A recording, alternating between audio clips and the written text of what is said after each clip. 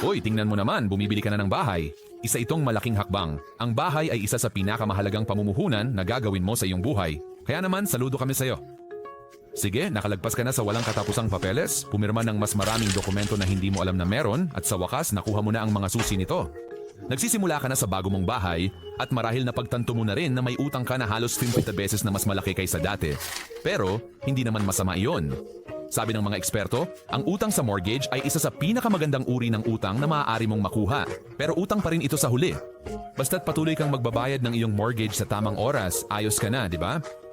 Pero ganito kasi yan, may mga pangyayari na maaaring makaapekto o tuluyang sumira sa kakayahan mong magbayad ng mortgage na maaaring humantong sa problema sa pananalapi, remate o kahit pagkabangkarote. Magandang ideya na pag-aralan mo kung ano ang mga option mo para maprotektahan ang sarili mo laban sa mga hindi inaasahang pangyayari. Kaya tara, gawin natin yan.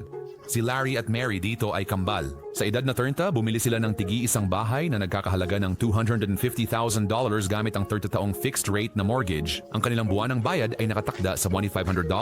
Nagpasya si Mary na protektahan ang kanyang mortgage gamit ang tinatawag na Mortgage Protection Plan.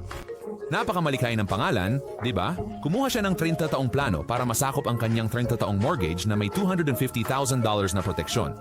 Si Larry naman, nagpasya na gastusin ang pera sa isang subscription sa Cookie of the Month Club. Tama na, Larry. Habang lumilipas ang mga taon, parehong nag-asawa sina Larry at Mary. Hindi sa isa't isa, kambal sila, kakaiba naman nun. Nagsimula silang bumuo ng pamilya, na-promote sa trabaho, at lahat ng magagandang bagay na iyan. Isang araw nabulunan si Larry sa double pistachio chocolate chip mula sa kanyang Cookie of the Month Club at malungkot na pumanaw. Mas lalo pa itong nakakalungkot dahil ang perang ginastos niya sa Cookie Club ay sanay napunta sa Mortgage Protection Plan. Ngayon, naiwan ang asawa ni Larry mag-isa sa pagbabayad ng mortgage na hindi na niya kayang gawin dahil kalahati na lang ang kita ng pamilya. Napasok siya sa remate at nawala sa kanila ang bahay. Lahat dahil lang sa kagustuhan ni Larry sa cookies. Kung kumuha sana siya ng mortgage protection plan tulad ng kay Mary, nakatanggap sana ang pamilya ni Larry ng $250,000 na tax-free mula sa mortgage protection plan. Ang bahay ay mababayaran ng buo at may matitira pang pera.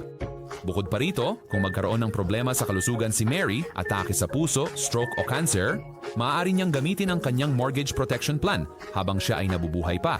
Pera para makatulong sa pagbabayad ng mortgage habang siya ay may sakit at hindi makapagtrabaho. Napakaraming kahulugan, tama?